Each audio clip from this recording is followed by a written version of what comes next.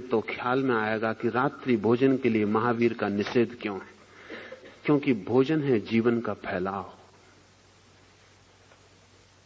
तो सूर्योदय के साथ तो भोजन की सार्थकता है, शक्ति की जरूरत है, लेकिन सूर्यास्त के बाद भोजन की जरा भी आवश्यकता नहीं है। सूर्यास्त के बाद किया गया भोजन बाधा बनेगा सिकड़ाओं में, विश्राम में, क्योंकि भोजन भी एक श्रम है।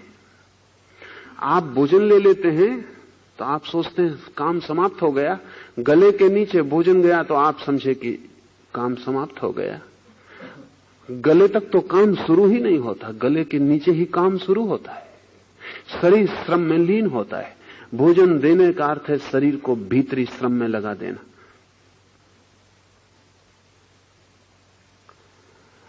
भोजन देने का अर्थ है कि अब शरीर का रोआ रोआ इसको पचाने में लग जाएगा।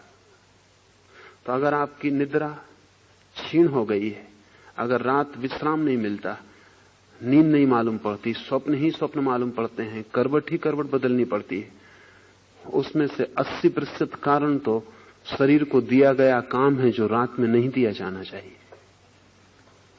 तो एक तो भोजन देने का अर्थ है शरीर को श्रम देना, लेकिन जब सूरज उगता है तो ऑक्सीजन की, प्राणवायु की मात्रा बढ़ती है। प्राणवायु जरूरी है श्रम को करने के लिए।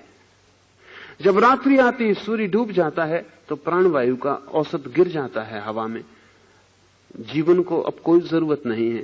कार्बन डाइऑक्साइड का, कार्बन द्विऔषित का मात्रा बढ़ जाती है, जो कि विश्राम के लिए जरूरी है। जान के आप हैरान होंगे कि ऑक्सीजन जरूरी है भोजन को पचाने के लिए। कार्बन द्विऔषित के साथ भोजन मुश्किल से पचेगा। मनोवैज्ञानिक अब कहते हैं कि हमारे अधिकतर दुख स्वप्नों का कारण हमारे पेट में पड़ा हुआ भोजन है। हमारी निद्रा की जो अस्त व्यस्तता है, अराजकता है, उसका कारण पेट में पड़ा हुआ भोजन है। आपके सपने अधिक मात्रा में आपके भोजन से पैदा हुए हैं।